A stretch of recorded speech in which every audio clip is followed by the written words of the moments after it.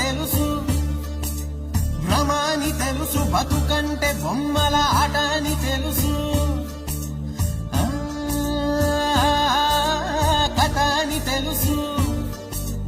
కథ అని తెలుసు, కథలన్నీ కంచికే చేరునని తెలుసు,